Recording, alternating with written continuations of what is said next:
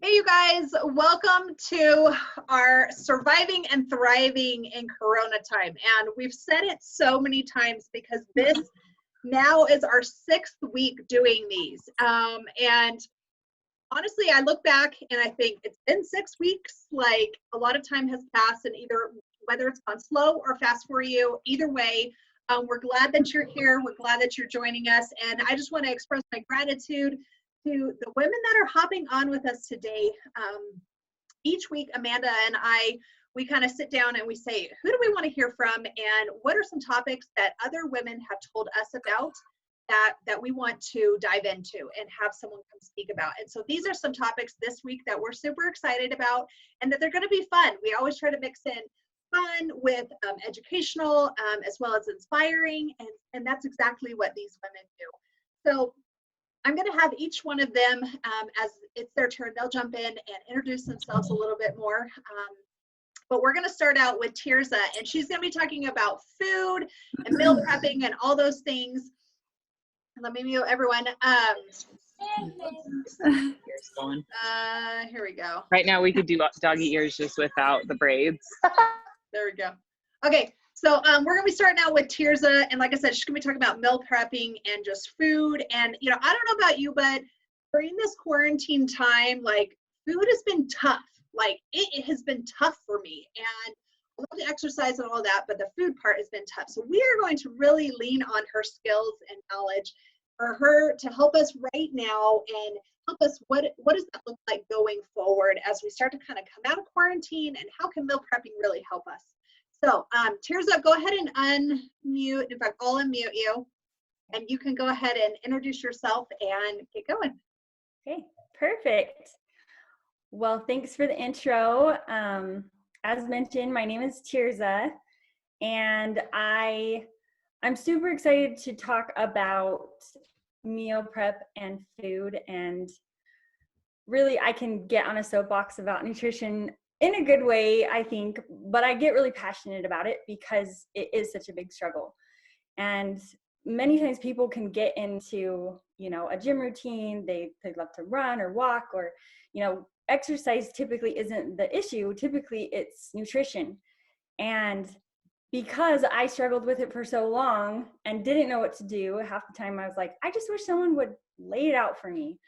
And I think many people try, but there's a lot of mixed tips and advice out there in the nutrition world. And so that's when I get excited about sharing just simple, straightforward advice and tips that can help you. And especially right now in this time with being home so much, I know for me, for the first 2 weeks, we baked cookies a lot, and it was really fun until I didn't feel great. And I'm eating all the cookies. And then, the kids are like, let's do a campfire and let's do s'mores. And, when you have kids, it can be like definitely more challenging. And so after a few weeks, I had to kind of shift my mindset too into like, I'm worth taking care of. Like, it's not worth it for me to feel this way, to feel bogged down, to feel exhausted, having all these sweet cravings all the time because sugar just wants more sugar all the time. So I'm going to start with today just sharing a few tips that have helped me, and not just during Corona, but before that. Last year, when I meal prepped for a competition, it was very like regimented and strict. So I learned a lot there. And then when you come into regular life, you have some practical steps with a family and with kids. And I think that it can be really beneficial, even just day to day when you're busy. So my number one tip is just do it for you. Like, so many times when you want to eat healthy and you want to feel better, you're like, okay, guys, we have to overhaul, like get out the junk, and then you're dealing with kids arguing with you, and then your husband complaining. And so just start with you. Like, just what do you want to change and what do you want to incorporate? Because as you take those steps forward and as you're feeling better, your kids may join you, your husband may want to join in, but you're not going to be dealing with that at the beginning when you're already kind of emotional yourself, because the change is hard. And one of the things that kept stopping me from making progress for so long was just exactly that, trying to get everyone on board with everything. And so just do it for you. Start with a little corner in the cabinet that's just your healthy snacks, and a little shelf in the fridge that's just for you, and it's just so you can feel better, and you can feel better about your day and how you're feeling your body. My second tip is just keep it super simple. I'm going to show you guys a few of the things that I prep, and yes, you can go on Amazon and you can get meal prep containers. Like I have a big stack, right here. You can get these and you can totally do that. But I don't even know that that's necessarily like a solution for everybody. It's definitely takes a lot of time. Some people will have meal prep Sundays. They'll prep all their meals for the week. If you do that, you can, it's something that's, it's doable, but I would say pick one of your hardest meals a day and do that meal. Like if you're always struggling by lunch, or if you're always struggling by dinner, just prep that one meal for the week. If you're strong in the morning, if you're great on whatever track during the day, prep for that one. And then that will help you throughout the week. And it won't be 8 hours of meal prep, it might be 2. And that's doable. The last thing is I'm going to show you guys, because one thing I want to mention is aim to prep foods that you'll eat. A lot of times people get into like, I'm going to eat all these healthy things, but then they'll like go to waste because it's not something you even enjoy eating. And so stick to what you know. And I know sometimes people are like, but I don't know what to do. I really believe, I have the deep belief that everybody really knows what they should be doing. It's just the practicality of day to day, like putting that into action. And we know that we're supposed to eat, a balanced protein, carbohydrate, and healthy fat. We know we're supposed to eat more fruits and veggies. We know we're supposed to eat more whole foods and less junk. We already know that. So stick to the basics of what you know.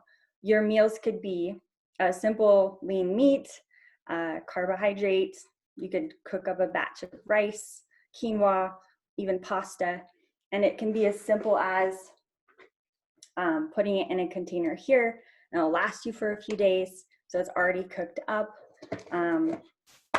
I love using just like Ziploc baggies like this. And I will cook up a bunch of lean meats. You could buy a couple rotisserie chickens. You can shred them up. You can put them into these baggies here. If you have a scale, you could weigh out 2 or 3 ounces, and then you could fill a giant bag up with all of it and then put it in the freezer. So when you want to have some chicken on your tortilla or on your salad, you just grab it out, take it out of the baggie, and then thaw it out.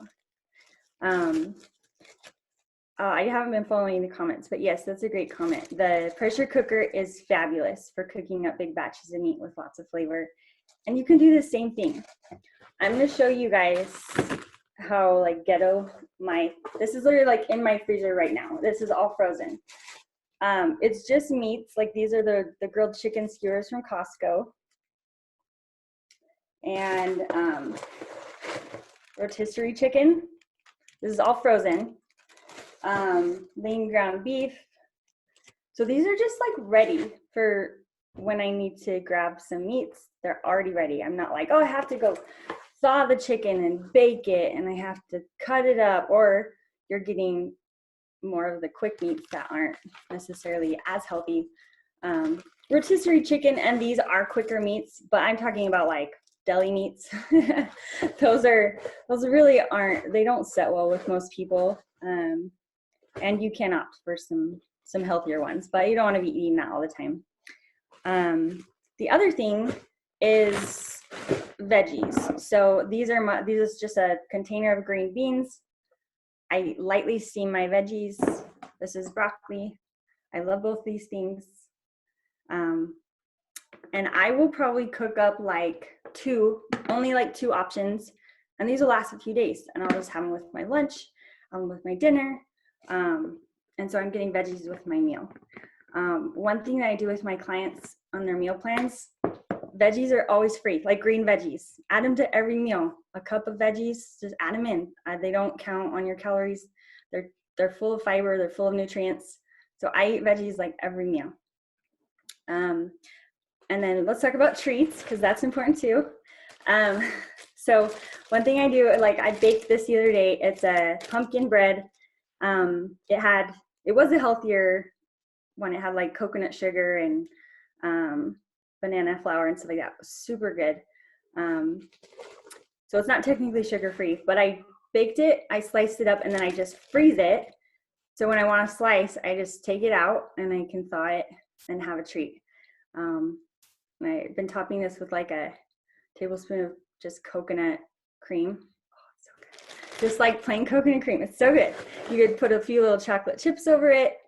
Dessert is important, you guys. You just gotta like fit it in there in the right way, rather than bowls of candy and, all the crap treats that are out there. And then you feel like bogged down all day. And then also like just some of the little peanut butter energy bites. Those are like all over the web. Just oats, peanut butter, honey. You can add mini chocolate chips or chia or whatever. They're also frozen. So that way they're in there, but like I can easily thaw it and just enjoy it. I can chop this up over yogurt with some fruit. There's all kinds of ways. So Tirza, I think you had a question. Do you cook the veggies all the way before you freeze them, or just do a little bit? I actually don't freeze my veggies. I just lightly steam them, and you could probably use a steamer, but I just do it over the stovetop. I lightly steam them. Some veggies I buy fresh, like asparagus, broccoli, but green beans, like Costco has that great big bag of frozen green beans. They cook quick. I love them. And that's something that I don't freeze. I just keep them in the containers like this and use them within a few days. And spinach, I do sometimes will freeze that because it seems to like age before I can eat all of it. And it's only good frozen to add to smoothies. It's not very good cooked up frozen. So anyway, so yeah, those are my tips. Do I leave it open for questions, or just, I guess there's probably some maybe in the chat. Is there any questions? I think you answered most of them. Okay. And you guys, go check out Tirza's page. It's Catching Goodness, and you can see all of her meal prep stuff and just kind of get a better idea. But I love that you said keep it simple, right? Because I think sometimes we hop into something new and we're like, I have to do all the things, and like I have to like overhaul my life, which that's not gonna happen in one night, So thank you for that. Yeah. So if you have any more questions, you guys put them in the chat, or you can message her personally and she can do that. So thank you so much, Tirza. We really appreciate it. Keep it simple, you guys. Okay, our next speaker, and I forgot to introduce myself, and we've been doing this for so many weeks, and you guys know me, but I'm Veronica. I'm the founder of Utah Women's Retreats, and you'll meet Amanda, who has helped me plan all of these and just get good ideas. But we want to bring women together more often. That is our platform, and we're just grateful that you're here. And even though we can't see each other eyeball to eyeball soon, hopefully, we're glad that you're on today, because it does make a difference. So okay, our second speaker is going to be Amy with Freshly Married. Okay, I want you to kind of think about how things have been going with your spouse or relationships. Okay, this can be applied to relationships. She's going to be sharing some tips on that and how we can become closer, a little bit more connection. So Amy, go ahead and hop on in.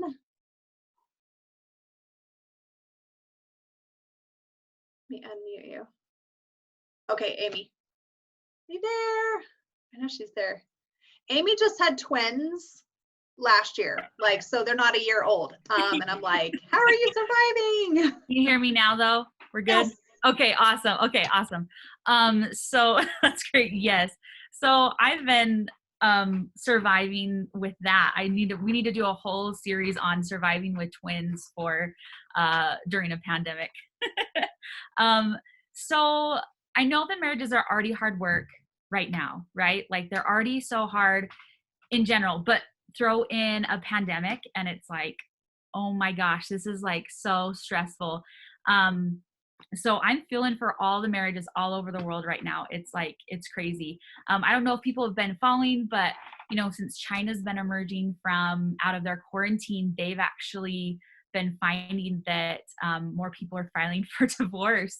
And it's kind of scary. They're kind of anticipating that other countries will have the same situation as they emerge out of quarantine, and that's worrisome. And so a couple weeks ago, I wrote an article about 10 tips that can help couples survive their marriage through quarantine and through this pandemic that we're having.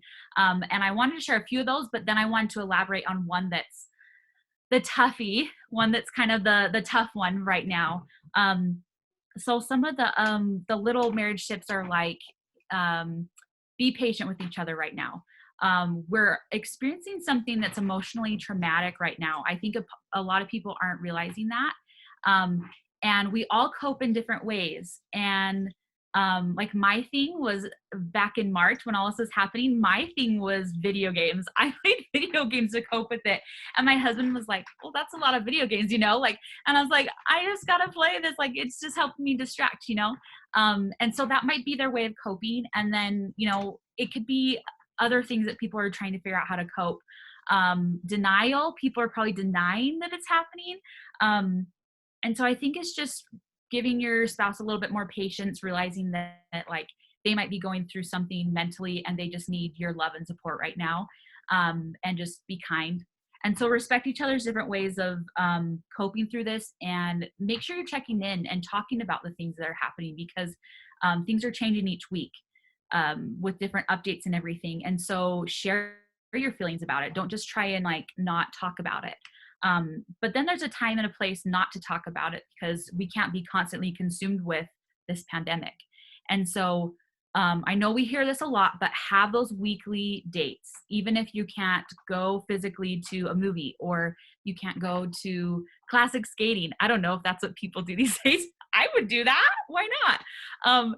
But just like, if you can't go places, you can still do things in your car. That sounds funny too. You can still go get takeout. I've seen Veronica go and get Hey Twisted Sugar with her husband on a little car date. Like, even if you're just locking yourself in your car or your room, like getting away from the kids. I've recently enjoyed mini date nights where we just get to do something little each night. Cause like I said, we have twins and it's hard to find like a set aside 3 hours each night or one night a week just to do our own thing. And so it's like really helpful to just do one little 30-minute activity, even if it's just sitting on the porch and playing a little game on our phone. So those are some little tips. You can see more on freshlymarried.com of some more tips, but the one that I want to talk about is the toughie. It's for those who are feeling like right now is really uncomfortable to be with their spouse because you felt disconnected lately or felt like you're in a rut. The quarantine is probably feeling really awkward and uncomfortable, but I encourage you to just lean into it.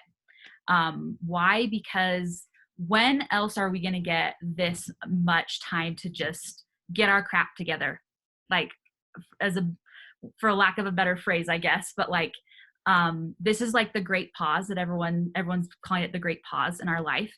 And this is a great time to hash things out if you need to, or spend that time to talk together because we have so many less commitments. Even a lot of us, are working from home. So a lot of us don't even have commutes to worry about. So that's a time saver. And there's less extracurricular activities to take the kids to. So it's a really good time to focus on your marriage than we might not like have gotten otherwise. So this is a good time to do that. As hard as it is not to have those social engagements, like just lean into that really good time to just be with your spouse. Like I said, do those mini dates and everything. For those who are feeling like it's really awkward to spend time together, some ideas for what you can do is Start out with something easy, like that's, you don't have to think about it, like watch a show together, watch a movie.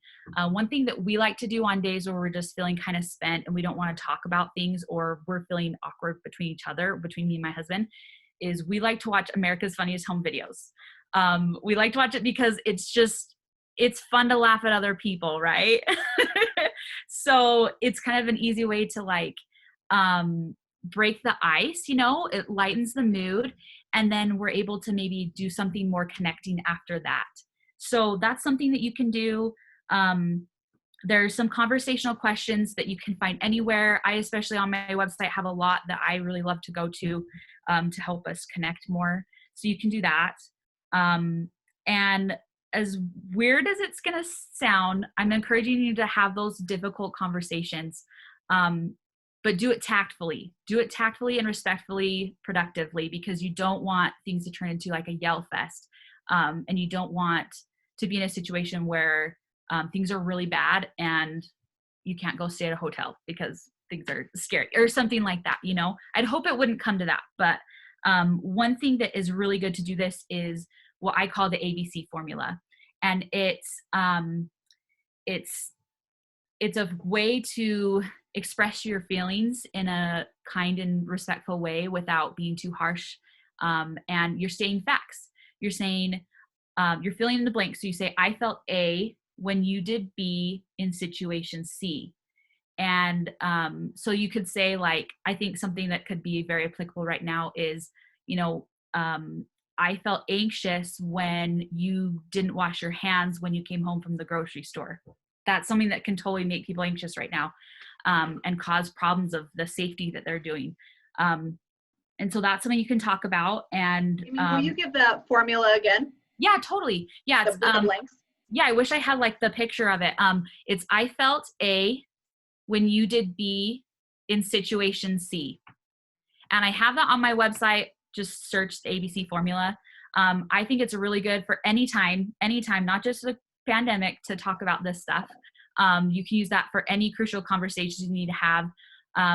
But especially, I like to think that people should have it on hand every day, because we're around our spouse more right now. We're seeing our imperfections and our little quirks, and we're probably frustrated and getting a little extra annoyed of each other. And so use that as much as you need to like safely and calmly express yourself with your spouse. And maybe talk about those problems that have been kind of festering a little bit. One thing that also is really good is to just take the time outs when things get really heated. People might think that there's like, where am I going to go? What am I going to do? Like, I can't leave my house. I'm quarantined, but you can take time outs. You can say, you know what, I'm feeling frustrated in this conversation.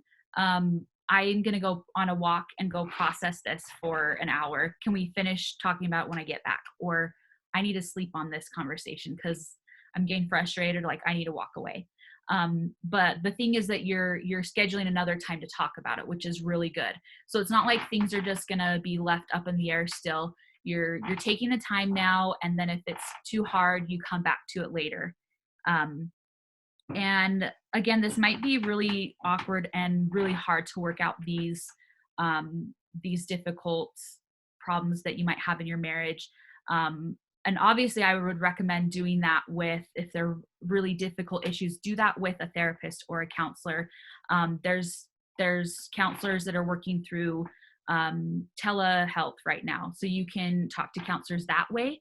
And now, like with Utah, especially, where, services are opening up a little bit more. And so you can go and see someone. And so I really encourage, if couples are still feeling stuck after they've come out of this quarantine and they're feeling like maybe their marriage is worse off, definitely before you throw in the towel and before you throw out the divorce word, go and get help from a third party. They can help you see things a little bit better. So I think the overall thing that I want to express is that with the quarantine, think of it as, obviously I don't do this with my twins. My twins are under a year old. They're always glued to each other, right? But I don't know, maybe Veronica, maybe you do this with your kids, or all of you guys who said you have 4 or 5 kids. If they're not getting along, you lock them in the room, or you handcuff them together for the day and you say, you can come out when you resolve this. So think of it as that for your marriage. Like if you have really bad problems right now, you can work those things out and you can come out of this with a more thriving, healthier marriage. And so, yeah, those are the tips. I mean, I feel bad that tips. it's Yes. a struggle. And I for loved your people. ABC formula. So thank you for sharing that. You're I think welcome. that's going to be really good. So Yeah. awesome. Thank you, Amy. Yeah. Okay, you guys, we're just moving along because we keep this less than an hour so you can just pop in and get back to work and all those other things. So we're just kind of moving along. Amanda, do you want to go ahead and introduce Cammie real quick?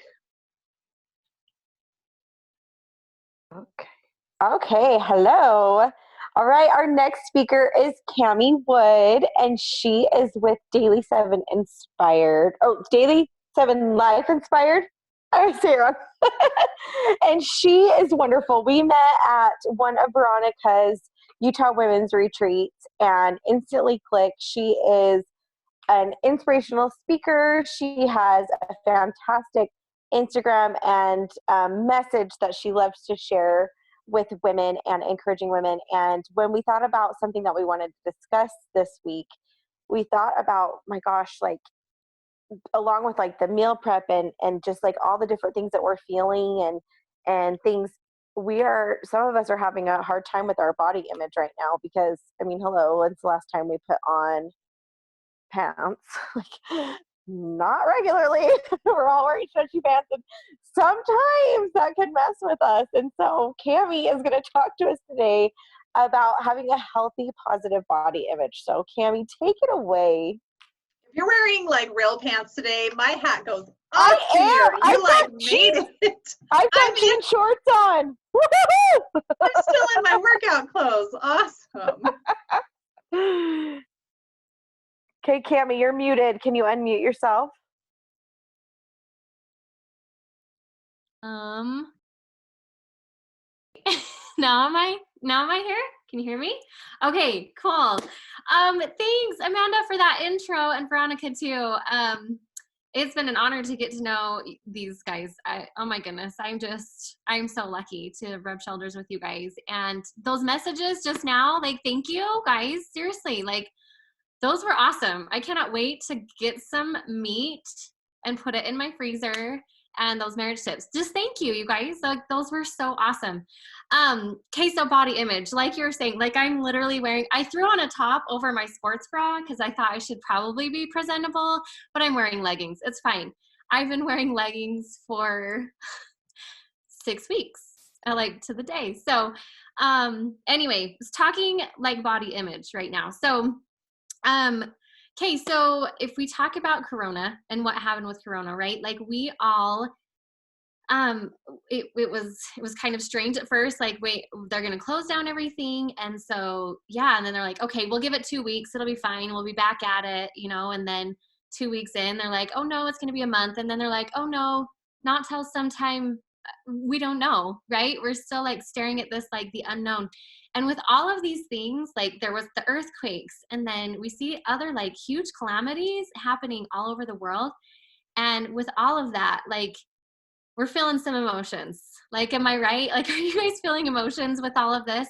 I feel like one day I'm like, we got this, like homeschool is awesome. And other days I'm like, 4th grade is so hard.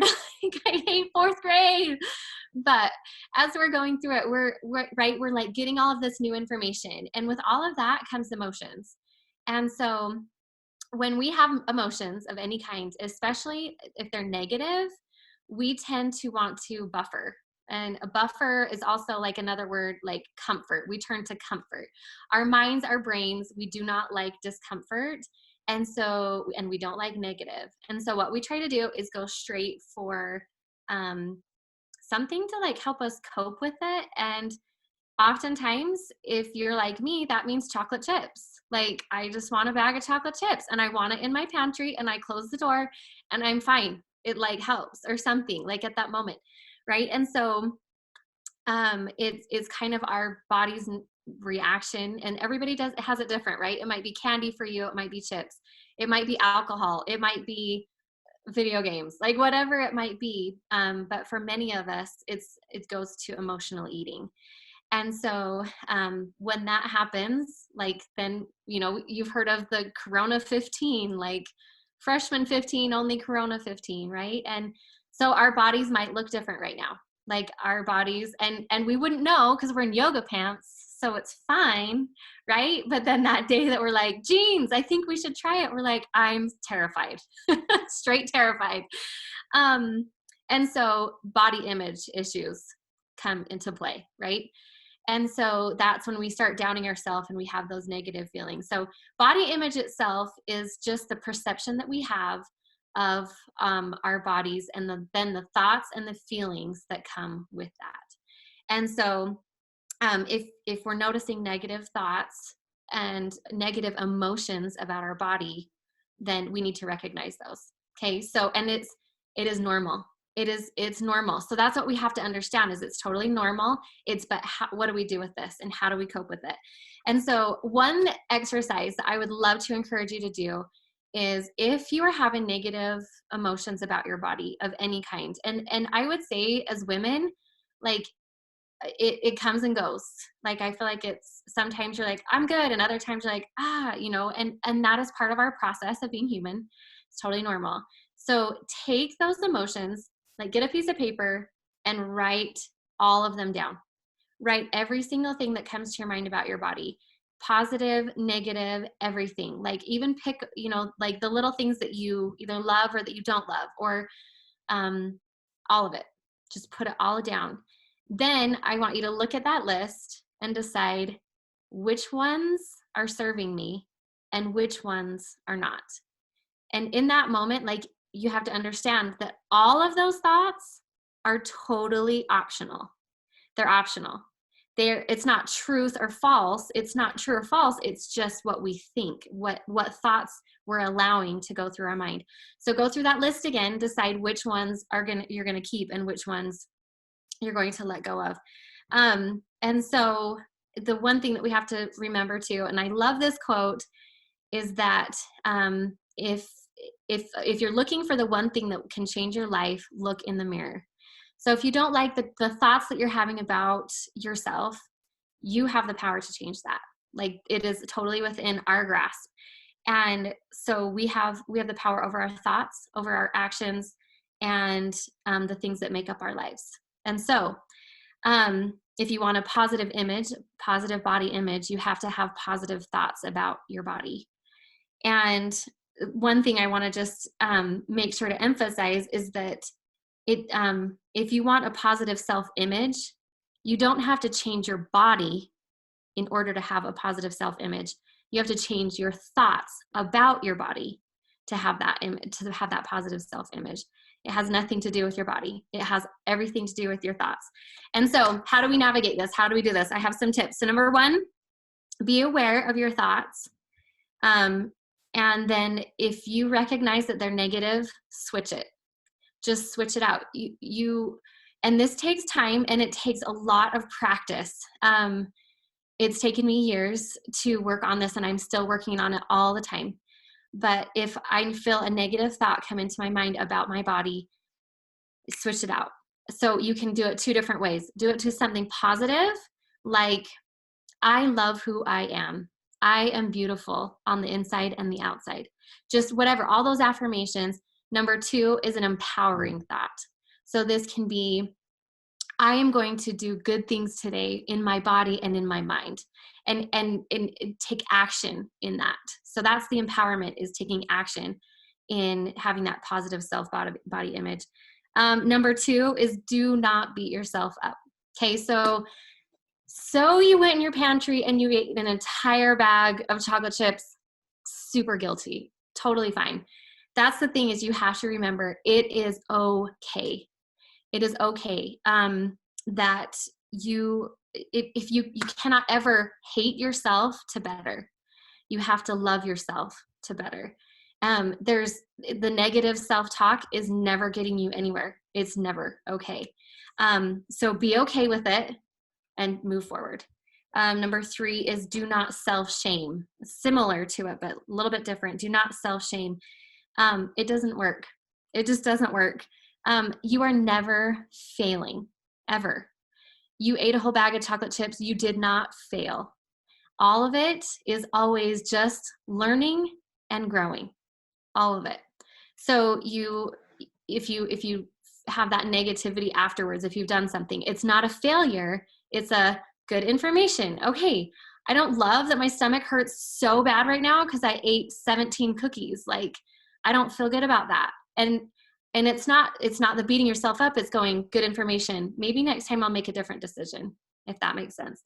So you're always learning, always growing. Number 3, have self-compassion. I feel like women are so good at compassion. We are so good at looking at other people and being like, oh, I'm here for you and I'm cheering you on and you're so great and you're doing it. I mean, we're so good at compassion towards other people, but we need to make sure that we're having that compassion for ourselves and taking that time to nurture our own selves. And that's all in our thoughts. So just realize the power of the mind. Our mind is so huge, so powerful, and recognize that and use it to your good. And number 4 is remember that you are beautiful. I did a survey on my Instagram a few months back, and I loved the feedback that I got. I asked the question, what is your definition of beautiful? And these are the answers that I got. Beautiful is someone who knows who they are. Beautiful is someone who lets her true colors shine. It's warm, welcoming, and fun to be around. That's what beautiful is. It rarely has anything to do with looks. Beautiful is someone's soul, the people who are genuine and kind and loving. Beauty comes from within. Beauty is someone who is genuinely kind and radiates happiness. Those were some of the answers that I got, and I loved them. Like I was so happy to hear that that's what people really believe that beautiful is. And so, while we're, what? Hang on, my daughter needs my running shoes. Here you go. We share shoes. Sorry, she's going on a run. Okay. It's so nice to share running shoes. Seriously, that is nice. They're sweaty. Sorry, they're sweaty. It's fine. She's used to my sweat. But so while we tend to get caught up in this like mold or this like idea of what beautiful is, we have to remember that beauty comes from our character, from our heart, from our actions, from our kindness, our love, our authenticity, and one who shines with an inner light and wants others to shine too. And so as we're looking at body image and how important that is, really like this is about how beautiful our souls are and we have to remember that. So just remember that comes from our heart and from our love. And so most importantly, remember to say good things to ourselves. Just remember the good things, say the positive things. That your body is amazing, that it's beautiful. And I think about the human body and I am in awe. It blows my mind. Our eyes are seeing, our mouths are speaking, the things that are in our brain, our hearts, our lungs, our muscles. Like I think about like that we can go like this and pick something up. That is a miracle. Like, and so if we can focus on the things that our bodies can do, the things that our bodies are made to do and accomplish, like it helps us to like have love for who we are. And no matter where you are on your journey, no matter what, just have that true compassion and love for who you are. Because like for me, for instance, I've been 70 pounds overweight and miserable. And I was also borderline anorexic and miserable. It didn't matter what the weight was or the number on the scale. That has nothing to do with anything. It has everything to do with the peace in our hearts and in our minds and in the thoughts that we have about ourselves, because this is not a quest for a number on a scale ever. It's about the peace that we can have for ourselves in knowing that we are worthy and that we are lovable and that we are beautiful. So with that, there you go. There's my message. So much. I am extremely grateful. And, you know, I think we all have had struggles with body image. I mean, just self-confidence. Everyone has to work on that, right? But I'm just so grateful that all of these topics, all of these things go together. You know, there's, you know, the food aspect, there's the self-love and the self-compassion aspect. And I'm just grateful that you guys were on, and good stuff, you guys. Seriously, good stuff. Okay, we are to our last speaker now. Let me grab my notebook here. Okay, just make sure I say it right. When we were thinking about the topics about food and about body image, we also thought we want to add in something fun. And when we're thinking about kind of our bodies a little bit more, we thought of how do we dress for our body type? How do we bring in fashion, and just how do we dress our bodies, you know? And sometimes that is frustrating, right? If you've ever been out shopping and you just can't find what you're looking for, or just not really sure. So we wanted to bring someone on, and Poulet, she's going to correct me, and that's okay. But she has the cutest little shop down in American Fork, a boutique. The best clothes, she handpicks everything, and she's just really good with helping a woman dress for her body type. So jump on in, sister, and we're going to get going. And you guys, if you ever get a chance to go down there, we'll give the address. Go check her out. Seriously, such cute stuff. Such cute stuff. Okay, jump on in. Here we go. Thank you, Veronica. You are so sweet. So I'm so nervous. Anyway, I've never done this before. So thank you for inviting me. I mean, I've done one smaller one in person, but and we had the one at Eden K a while ago. So I want to just start first of all, and I don't know if it will cause feedback, but can we have just like a short discussion? Can everyone unmute? Because I want to ask you guys why you get dressed. Why do we get dressed? I heard several people saying that like they're dressed on top of wearing leggings on bottom. So like, why did you do that? Why do we get dressed? Everyone's unmuted, so feel free to hop in if you need. You want to comment. Sorry, I can't see everyone, but does anyone want to share why they get dressed? It makes me feel good. Like if I feel like I am dressed nice, I think it sets my mood. Like if I'm wearing super casual clothes, I feel super casual. But if I want to get, feel a certain way, I dress that certain way. Thank you.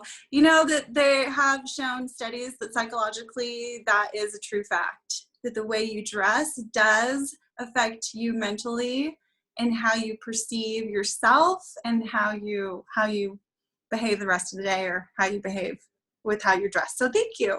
Perfect. Okay, anyone else want to chime in? Okay, I'll just say this. There's all different reasons why people get dressed, and that was a very clear point by Amanda. Like I said, it's been scientifically proven that it does affect us and how we feel. And I'm just going to read this. I found this quote: "The way we dress daily reflects the way we want others to perceive us and how we see ourselves." So the way we dress daily reflects the way we want others to perceive us and how we see ourselves. So, so why do you get dressed, and what do you think? I mean, I thought this is really interesting, but what do you guys think is more important? I'll just say, obviously, it's how we see ourselves. And I know that, like, I know that there's been different times in my life when I have dressed for other people. And then there's been times in my life when I have dressed for myself, or occasions in my life when I have dressed for other people, or occasions in my life when I've dressed for myself. And what I have come to learn is that my clothing, what I wear, needs to be serving me. And what I wear should be serving me in the sense that it accentuates who I am as a person and as an individual, and reflects who I am. And so it needs to be serving me in the sense that it's building my identity and it's accentuating me in many different ways. So mentally, emotionally, physically. Obviously, we get dressed because we need to clothe our bodies. We will be cold. But it also needs to serve me emotionally. It needs to serve me mentally. It needs to serve me spiritually. There are different things that I wear for different occasions. when I'm going into a spiritual mood. So think about clothing in that way and how it needs to serve you, and how is your clothing, what you have in your closet, serving you. And that is so, so, so important. Okay, and let's see. I'm looking through my notes. Okay. And then, like I was saying, there's been times when I've dressed for other people, not for myself, or occasions that I haven't dressed for myself. So with the self-love that Cami just talked about, you will be able to dress more for yourself and not worrying about dressing for other people, but dressing for yourself.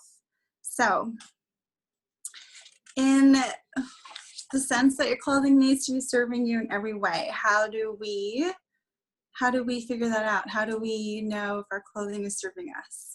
Now, obviously it's serving you in some capacity. Right now, whatever you're wearing is clothing you. It's keeping you covered, it's keeping you warm. Is it making you feel cute?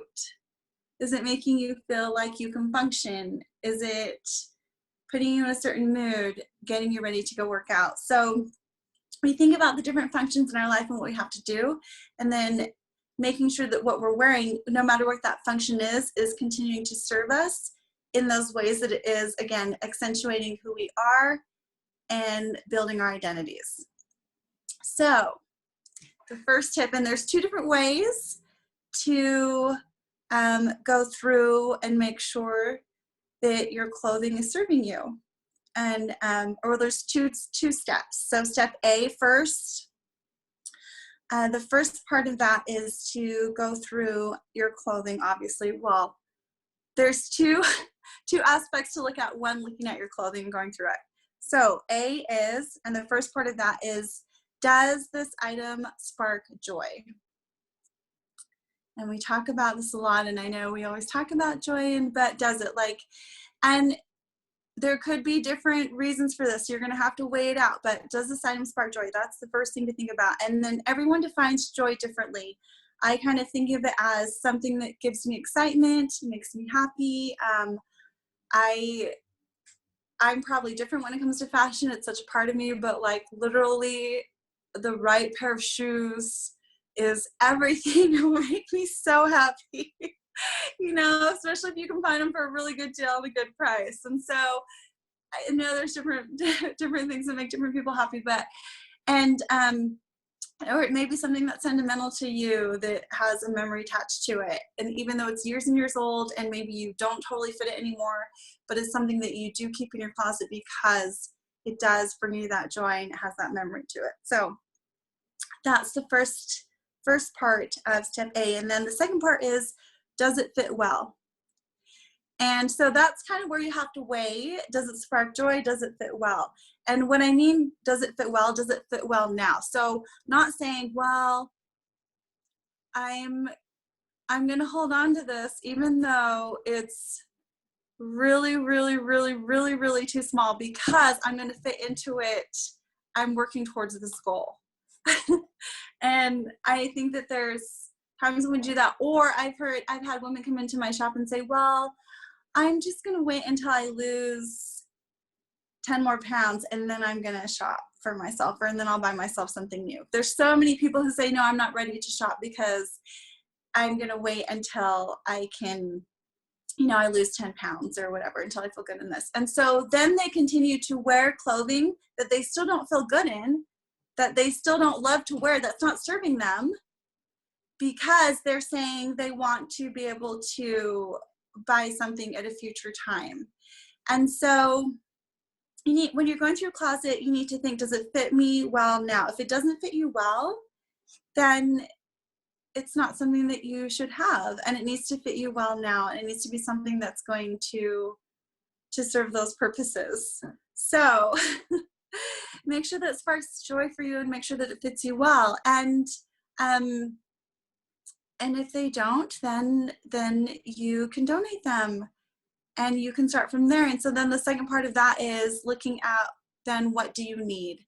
So what are you now missing from your closet, from your wardrobe? And then And that's like a whole nother part to this, is then the building blocks of your wardrobe in your closet. What are basics that you have? What do you need? And then how do you build on that to suit your lifestyle? So, and then we go from there. But yeah, so those are just kind of those are my tips to go through your closet. Awesome. What would you say are some basic pieces that you would have? Okay, so, and I'll just show you like what I'm wearing right now.